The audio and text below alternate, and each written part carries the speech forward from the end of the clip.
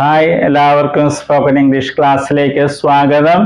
നമ്മൾ കണ്ടുകൊണ്ടിരിക്കുന്നത് നമ്മൾ മലയാളത്തിലെ ഞാൻ എഴുതി അത് എങ്ങനെ ഇംഗ്ലീഷിൽ പറയും, അതാണ് സിമ്പിൾ പാസ്റ്റ് ടെൻസ് എന്ന് പറയുന്നത്.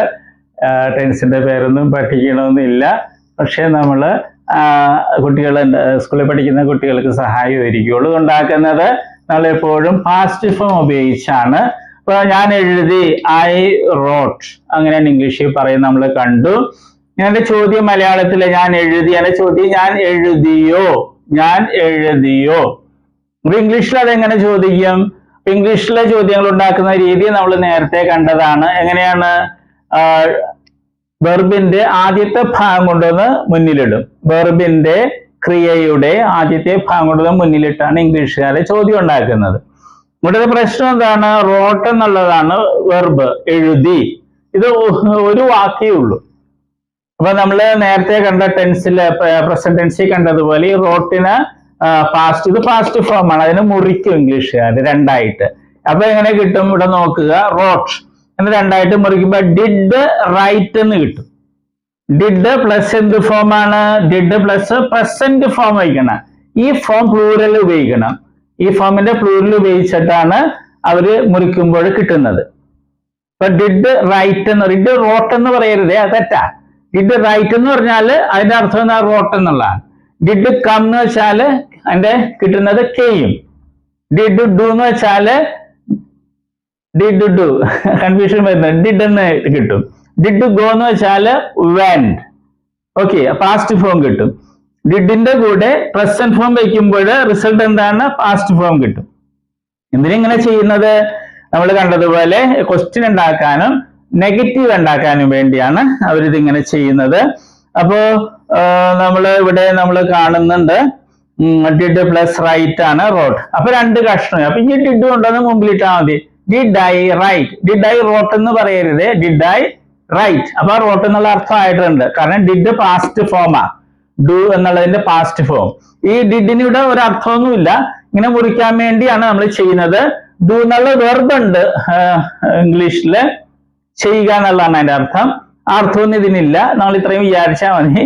ക്വസ്റ്റ്യൻ ഉണ്ടാക്കാനും നെഗറ്റീവ് ഉണ്ടാക്കാൻ വേണ്ടി ഇംഗ്ലീഷുകാർ ഇത് ഉപയോഗിക്കുന്നുണ്ടെന്ന് മനസ്സിലാക്കിയാൽ മതി. ഇപ്പൊ നമുക്ക് കിട്ടി ഡിഡ് ഐ റൈറ്റ്, ഞാൻ എഴുതിയോ. ഡിഡ് ഐ റൈറ്റ്, ഞാൻ എഴുതിയോ. Did I go, did I go, ഞാൻ പോയോ. ഡിഡ് ഐ ഹെൽപ്പ്, ഞാൻ സഹായിച്ചോ. ഡിഡ് ഐ ഹെൽപ്പ്, ഇതെല്ലാം പ്രസന്റ് ഫോമാ. ഇവിടെ ഡിഡും വന്നിട്ടുണ്ട്. അപ്പൊ ഡിഡ് ആദ്യം കൊണ്ടുവന്നിട്ട് ഇതാണ് സബ്ജക്റ്റുകൾ. ഇവിടെ സിംഗുലറും പ്ലൂറലും നമ്മൾ കണ്ട്. ഈ ടെൻസില് സിംഗുലറും പ്ലൂറലൊക്കെ ഒന്ന് തന്നെ അവർ ഉപയോഗിക്കുന്നത്. ഇത് മാത്രമേ ഉപയോഗിക്കുള്ളൂ, വേറെ ഇല്ല. അപ്പൊ അത് ഡിഡ് ഐ കം, ഞാൻ വന്നോ. ഡിഡ് ഐ കട്ട്, ഇത് പ്രസന്റ് ഫോമാ, ഞാൻ മുറിച്ചോ. ഡിഡ് വി റൈറ്റ്, നമ്മൾ എഴുതിയോ. ഡിഡ് വി ഗോ, നമ്മൾ പോയോ. ഡിഡ് വി ഹെൽപ്പ്, നമ്മൾ സഹായിച്ചോ. ഡിഡ് വി കം, നമ്മൾ വന്നോ. ഡിഡ് വി കട്ട്, നമ്മൾ മുറിച്ചോ. ഡിഡ് യു റൈറ്റ്, നീ എഴുതിയോ. നിന്റെ ഹോംവർക്ക് നീ എഴുതിയോ. Did you write your homework, അല്ലെങ്കിൽ നിന്റെ പരീക്ഷ നീ എഴുതിയോ. Did you write your exam? Did you write your exam? Did you go? നീ പോയോ. നീ സ്കൂളിൽ ഇന്ന് നീ സ്കൂളിൽ പോയോ. Did you go to school today? Did you go? Did you went എന്ന് പറയരുത്. Did you go to school today? Did you help?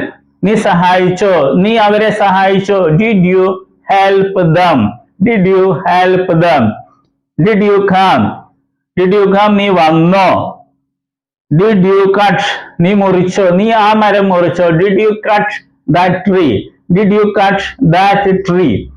Okay, അതുപോലെ ഹി, ഷീ, ഇതെല്ലാം നമുക്ക് ഇതുപോലെ പറയാൻ പറ്റും. അടിസ്ഥാന രൂപം അറിഞ്ഞ എളുപ്പമാണ് ഇംഗ്ലീഷ് പഠിക്കാൻ. ഓക്കെ, ഇത് ഇതിന്റെ ബേസ് നമ്മൾ അറിഞ്ഞിരിക്കണം. പാസ്റ്റ് ഫോം ഉപയോഗിക്കുന്ന, പിന്നെ ക്വസ്റ്റ്യൻ ആകുമ്പോൾ പാസ്റ്റിനെ മുറിച്ച് രണ്ടാക്കും. ഡിഡും പ്രസന്റ് ഫോമും ആയിരിക്കണം. അല്ല ഡിഡിനെ കൊണ്ടുവന്ന് മുന്നിലിടും. ഓക്കെ, അപ്പൊ ക്വസ്റ്റ്യൻ ആയി. ഇനി ഡിഡ് ഹി റൈറ്റ്, അവൻ എഴുതിയോ. ഡിഡ് ഹി ഗോ, അവൻ പോയോ. ഡിഡ് ഹി ഹെൽപ്പ്, അവൻ സഹായിച്ചോ. ഡിഡ് ഹി കം, അവൻ വന്നോ. ഡിഡ് ഹി കട്ട്, അവൻ മുറിച്ചോ. ഇനി ഡിഡ് ഷീ റൈറ്റ്, അവൾ എഴുതിയോ. Did she go? അവൾ പോയോ. ഡിഡ് ഷീ ഹെൽപ്പ് അവൾ സഹായിച്ചു. ഡിഡ് ഷീ കം അവൾ വന്നോ. ഡിഡ് ഷീ കട്ട് അവൾ മുറിച്ചോ. ഡിഡ് ദേ റൈറ്റ് അവർ എഴുതിയോ. പിന്നെ അതിന്റെ കൂടെ നമുക്ക് വാക്കുകളെ കൂടി ചേർത്ത് വാചകം വലുതാക്കാം. നമ്മൾ മുൻ ക്ലാസ്സിൽ കണ്ട പോലെ അങ്ങനെ നമ്മൾ പ്രാക്ടീസ് ചെയ്യുക. ഇത് കറക്റ്റ് ആയിട്ട് നമ്മൾ പഠിക്കണം. ഇത് പഠിച്ചിരുന്ന മറ്റൊക്കെ വെറുതെ കൂട്ടി ചേർക്കുക, വലിയ വാചകങ്ങളൊക്കെ ഉണ്ടാക്കാൻ പറ്റും. പക്ഷെ ഇവിടെ തെറ്റരുത്, ഈ ഫോമാണ് ഉപയോഗിക്കുന്നത്, past form. Did they write അവർ എഴുതിയോ. ഡിഡ് ദേ ഗോ അവർ പോയോ. ഡിഡ് ദേ ഹെൽപ്പ് അവർ സഹായിച്ചോ. ഡിഡ് ദേ കം അവർ വന്നോ. ഡിഡ് ദേ കട്ട് അവർ മുറിച്ചോ. ഇത് പ്രാക്ടീസ് ചെയ്യുക. എപ്പോഴും പറയുന്ന പോലെ ഒരാളെ കൂടി കിട്ടിയാൽ ഒരാൾ മലയാളം പറയുന്നു, മറ്റേ ഇംഗ്ലീഷ് പറയുന്നു. അങ്ങനെ ഇരിക്കണേ. മലയാളം ആദ്യം പറയുന്നത് ഇംഗ്ലീഷ് പറയും മറ്റേ അങ്ങനെ ഒരു 10 പ്രാവശ്യം ഓരോ വാചകവും 10 പ്രാവശ്യം ആവർത്തിക്കുക. അപ്പൊ നമുക്ക് പെട്ടെന്ന് 1/2 മണിക്കൂർ വരെ 3/4 മണിക്കൂർ വരെ പ്രാക്ടീസ് ചെയ്താൽ ഇത് നമുക്ക് മനസ്സിന്റെ ആഴത്തിൽ കിടക്കും. അപ്പൊ ഇനിയുള്ളത് നമ്മുടെ വെർബിന്റെ ഒരു ലിസ്റ്റ് ഉണ്ട്, അത് കാണുക, പഠിക്കാൻ ശ്രമിക്കുക. All the best. നമ്മൾ വെർബുകളാണ് കാണുന്നത്. വെർബ്സ് എന്ന് പറയുന്നത് ക്രിയകൾ അല്ലെ, വരിക, പോവുക എന്നൊക്കെ പറയുന്നതാണ് വെർബ് അല്ലെ ക്രിയകള്. അപ്പൊ വെർബിന് അല്ലെ ക്രിയക്ക് ധാരാളം രൂപങ്ങളുണ്ട്. ഉദാഹരണമായിട്ട് മലയാളത്തിൽ എഴുതുക എന്ന ക്രിയ അല്ലെങ്കിൽ വെർബ് എടുക്കുക, അങ്ങനെ ഒത്തിരി രൂപങ്ങൾ. എഴുതുക, എഴുതും, എഴുതുകയാണ്, എഴുതിയിട്ടുണ്ടായിരുന്നു, എഴുതുവാൻ, എഴുതുമായിരുന്നു, എഴുതണമായിരുന്നു, അങ്ങനെയൊക്കെ ധാരാളം രൂപങ്ങൾ മലയാളത്തിലുണ്ട്. അതുപോലെ ഇംഗ്ലീഷിലുണ്ട് ധാരാളം ഫോംസ്, രൂപങ്ങളുണ്ട്. അതിൽ 4 എണ്ണമാണ് ഇംഗ്ലീഷിലെ ഏറ്റവും പ്രധാനപ്പെട്ട രൂപങ്ങൾ. അതേതൊക്കെയാണ്? ഫോം എന്ന് വെച്ചാൽ രൂപം. Base form, present form, past form, past participle form.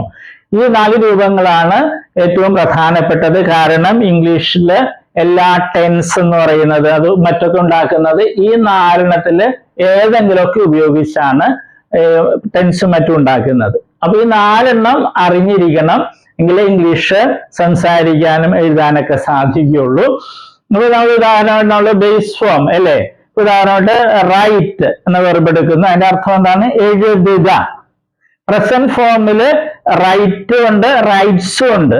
ഇത് പ്ലൂറലാണ്, ഇത് സിംഗുലർ ആണ്. ഇതിന്റെ അർത്ഥം എന്താണ്? എഴുതാറുണ്ട് അല്ലെങ്കിൽ എഴുതുന്നു. രണ്ടുപേരെ അർത്ഥം മലയാളത്തില്. പല കുട്ടികളും പ്രസന്റ് ഫോമിൽ ചോദിക്കുമ്പോൾ അവര് എഴുതുക എന്ന് പറയും. അത് തെറ്റാണ്. ഈ പ്രസന്റ് ഫോമില് റൈറ്റിന്റെ അർത്ഥം എഴുതാറുണ്ട് എന്നുള്ളതാണ്. എഴുതുക എന്നുള്ളത് ബേസ് ഫോമാ. ഇത് ഒത്തിരി പേര് തെറ്റായിട്ട് സ്കൂളിൽ പഠിച്ചിട്ടുണ്ട്. പാസ്റ്റ് ഫോമില് അതിന്റെ അർത്ഥം എന്താണ്? വാക്ക് എന്താണ്? റോട്ട്. അതിന്റെ അർത്ഥം എഴുതി എന്നുള്ളതാണ്. പിന്നെ പാസ്റ്റ് പാർട്ടിസിപ്പിൾ ഫോം ഉണ്ട്, അതിന്റെ റൈറ്റിൻ്റെത് റിട്ടൺ എന്നുള്ളതാണ് ആ ഫോം. അതിന് പല അർത്ഥങ്ങളുണ്ട്, മാറി മാറി വരും. പിന്നെ ഒരു കാര്യം നമ്മൾ അറിഞ്ഞിരിക്കുക, ഈ ബേസ് ഫോമും പ്രസന്റ് ഫോം പ്ലൂറലും, ബേസ് ഫോമും പ്രസന്റ് ഫോം പ്ലൂറലും ഇംഗ്ലീഷ് ഭാഷയിലെ വെർബുകൾക്ക് ഒരെണ്ണത്തിനൊഴികെ, ബി എന്ന വെർബിനൊഴികെ ബാക്കി എല്ലാ വെർബുകൾക്കും ഒരേപോലെയാണ്. സ്പെല്ലിങ്ങും ഉച്ചാരണമൊക്കെ ഒരേപോലെ തന്നെയാണ്. ഏത്? ബേസ് ഫോമും പ്രസന്റ് ഫോം പ്ലൂറലും. അർത്ഥം വ്യത്യാസമുണ്ട്. ബേസ് ഫോമില് എഴുതുക എന്നുള്ളതാണ് റൈറ്റ് എന്ന് പറയുമ്പോൾ, പ്രസന്റ് ഫോമില് റൈറ്റ് എന്ന് പറയുമ്പോൾ എഴുതാറുണ്ട് എന്നുള്ളതാണ്. ഇംഗ്ലീഷ് ഭാഷയില് 1,70,70,000-ലധികം വെർബുകൾ, ക്രിയകളുണ്ട്. അപ്പൊ അതില് ഈ വെർബ് ഒഴിച്ച്, ബി എന്നൊരു വെർബ് ഉണ്ട് ഇംഗ്ലീഷില്, അത് ഒഴിച്ച് ബാക്കി എല്ലാ വെർബുകളുടെയും ബേസ് ഫോമും പ്രസന്റ് ഫോം പ്ലൂറലും ഒരേപോലെ, ഒരേ സ്പെല്ലിംഗ്, ഒരേ ഉച്ചാരണം. ഓക്കെ, അതുകൊണ്ട് നമ്മൾ ഇത് പ്രത്യേകിച്ച് പഠിക്കില്ല. നമ്മൾ ഇത് 3ആണ് പഠിക്കുന്നത്. അത് നമ്മൾ സ്കൂളിൽ പഠിച്ചിട്ടുണ്ട് അല്ലെ. Come, came, come, go, went, gone, അത് തന്നെ സാധനം. പിന്നെ നേരെ ഒരു കാര്യവും കൂടി, ഇംഗ്ലീഷിൽ നേരത്തെ പറഞ്ഞു 1,70,70,000 വെർബ്സ് ഉണ്ട്. അതിൽ ഭൂരിഭാഗം വെർബുകളുടെയും ഈ പാസ്റ്റ് ഫോമും പാസ്റ്റ് പാർട്ടിസിപ്പിൾ ഫോമും ഉണ്ടാക്കുന്നത് ഈ പ്രസന്റ് ഫോമിന്റെ കൂടെ ഡി അല്ലെങ്കിൽ ഇ ഡി എന്ന് കൂട്ടിച്ചേർത്താണ്. ഒരിക്കൽ കൂടി പറയട്ടെ, ഇംഗ്ലീഷ് ഭാഷയിലെ ഒട്ടുമിക്ക വെർബുകളുടെയും പാസ്റ്റ് ഫോമും പാസ്റ്റ് പാർട്ടിസിപ്പിൾ ഫോമും ഉണ്ടാക്കുന്നത് ഡി അല്ലെങ്കിൽ ഇ ഡി എന്ന് പ്രസന്റ് ഫോമിന്റെ ഈ പ്ലൂറലിനോടുകൂടെ കൂട്ടിച്ചേർത്താണ്. അല്ലാതെ കുറെ വെർബ്സ് ഉണ്ട്. അപ്പൊ പക്ഷെ അതാണ് നമുക്ക് ഒത്തിരി ഉപയോഗിക്കുന്നത്. അതിലൊരു ഒരെണ്ണമാണ് ഇത്, റൈറ്റ്, റോട്ട്, റിട്ടൺ. ഇത് മൂന്ന് രീതിയാണ്. റൈറ്റ് ഇത് വേറെ രീതി, റോട്ട് ഇത് റിട്ടൺ. ഓക്കെ, അപ്പൊ നമ്മളിത് മൂന്നും പഠിക്കുള്ളൂ. നേരത്തെ പറഞ്ഞതുപോലെ ഇത് പ്രത്യേകിച്ച് പഠിക്കേണ്ട കാര്യമില്ല, ബേസ് അർത്ഥം അറിഞ്ഞിരുന്നാൽ മതി. ഓക്കെ, ഇപ്പൊ കമ്മിന്റെ അർത്ഥം എന്ന് പറഞ്ഞാൽ വരിക. ബേസ് ഫോമിൽ കം എന്ന് പറഞ്ഞാൽ വരിക എന്നായിരിക്കും. പ്രസന്റ് ഫോമിൽ വരാറുണ്ട് എന്നായിരിക്കും അതിന്റെ അർത്ഥം. ഉച്ചാരണവും സ്പെല്ലിങ്ങും ഒന്ന് തന്നെ ആയിരിക്കും. അപ്പൊ നമ്മളിത് മൂന്ന് സ്കൂളിൽ നമ്മൾ പഠിച്ചിട്ടുണ്ട്. അത് ശരിയായിട്ടൊന്ന് മനസ്സിലാക്കണമെന്നേ ഉള്ളൂ. നമ്മളൊരു 16 ലിസ്റ്റ് വെർബുകൾ ഉണ്ടാക്കിയിട്ടുണ്ട്. ഏറ്റവും കൂടുതൽ ഉപയോഗിക്കുന്ന വെർബ്സ് ആണ്. ഇടിയും ചേർത്തതും ഉണ്ട്, പിന്നെ ഈ പ്രത്യേകതയുള്ള വെർബ്സും ഉണ്ട്. അത് നമ്മൾ പഠിക്കണം. ഇന്ന് കാണുന്നത് വെർബുകളുടെ ലിസ്റ്റിലെ 12ാമത്തെ ലിസ്റ്റാണ്. വെർബുകളുടെ ഏറ്റവും പ്രധാനപ്പെട്ട 4 രൂപങ്ങളാണ് base form, present form, past form, past participle form ഉപയോഗിച്ചാണ് ഇംഗ്ലീഷിലെല്ലാ ടെൻസും മറ്റും ഉണ്ടാക്കുന്നത് നമ്മൾ കണ്ടു. ഇവ അറിയാതെ ഇംഗ്ലീഷ് പഠിക്കാനോ എഴുതാനോ സാധിക്കില്ല. അപ്പൊ അത് പ്രത്യേകം ശ്രദ്ധിക്കണം. പിന്നെ ഉള്ളത് നമ്മൾ ബേസ് ഫോമും പ്രസന്റ് ഫോമും അതിന്റെ പ്ലൂറലും ഒരേപോലെ ഇരിക്കുകയാണ്. ഇംഗ്ലീഷിലെ സ്പെല്ലിങ്ങും ഉച്ചാരണവും അർത്ഥം വ്യത്യാസമുണ്ട്.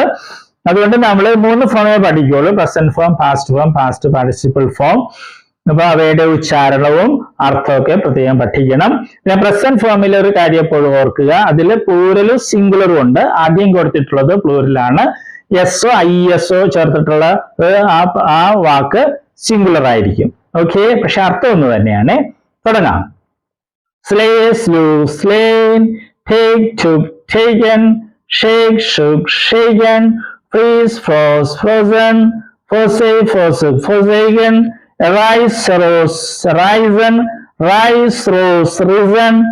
ഈ വാക്കുകളുടെ പ്രത്യേകത എന്താണ്? അത് മൂന്ന് രീതിയിലാണ്. പ്രസന്റ് ഫോമും പാസ്റ്റ് ഫോമും പാസ്റ്റ് പാർട്ടിസിപ്പിൾ ഫോമും വ്യത്യാസമുണ്ട്. മൂന്ന് രീതിയിലാണ്. ഇതിനുള്ള വെർബുകളൊക്കെ നമ്മൾ നേരത്തെ കണ്ടിട്ടുള്ളത് പോലെ പ്രസന്റ് ഫോം പ്ലൂറലിന്റെ കൂടെ ഡി എന്നോ ED എന്നോ കൂട്ടിച്ചേർത്താണ് പാസ്റ്റ് ഫോമും പാസ്റ്റ് പാർട്ടിസിപ്പിൾ ഫോമും ഉണ്ടാക്കുന്നത്. പ്രത്യേകം ശ്രദ്ധിക്കുക. അപ്പൊ നമുക്ക് തുടങ്ങാം. Admit, admitted, admitted. Approve, approved, approved. Arrest, arrested, arrested. Behave, behaved, behaved. Brush, brushed, brushed. Chew, chewed, chewed. Contain, contained, contained. Belong, belonged, belonged. Damage, damaged, damaged. Delay, delayed, delayed. Gaze, gazed, gazed. Examine, examined, examined. End, ended, ended. Embarrass, embarrassed, embarrassed. Explode, exploded, exploded. Dust, dusted, dusted. Dream, dreamed, dreamed. അതിൽ dreamed എന്നുള്ള വാക്കുകൊണ്ട് അത് പ്രത്യേകം ശ്രദ്ധിക്കുക. പാസ്റ്റിലും past participle ഫോമിലും. Earn, earned, earned. Decorate, decorated, decorated. Accept, accepted, accepted. Include, included, included. Hurry, hurried, hurried. ഈ വെർബുകളൊക്കെ English ഭാഷയിൽ ഏറ്റവും കൂടുതൽ ഉപയോഗിക്കുന്ന വെർബുകളാണ്. ഇവ പഠിച്ചാൽ ഇംഗ്ലീഷ് നന്നായിട്ട് സംസാരിക്കാൻ പറ്റും. പിന്നെ ശ്രദ്ധിക്കുക, സ്പെല്ലിങ് ചിലതൊക്കെ വ്യത്യാസം വരും. സിംഗുലർ ആകുമ്പോൾ ചിലപ്പോൾ IES എന്നൊക്കെ ആയിരിക്കാം. അല്ലെ പാസ്റ്റിലൊക്കെ പോകുമ്പോൾ ചില ലെറ്റേഴ്സ് ഇരട്ടിക്കും, ഡബിൾ ആകും. അതും പ്രത്യേകം ശ്രദ്ധിക്കുക. എഴുതുമ്പോൾ കറക്റ്റായിട്ട് എഴുതാൻ സഹായിക്കും. ഓക്കെ.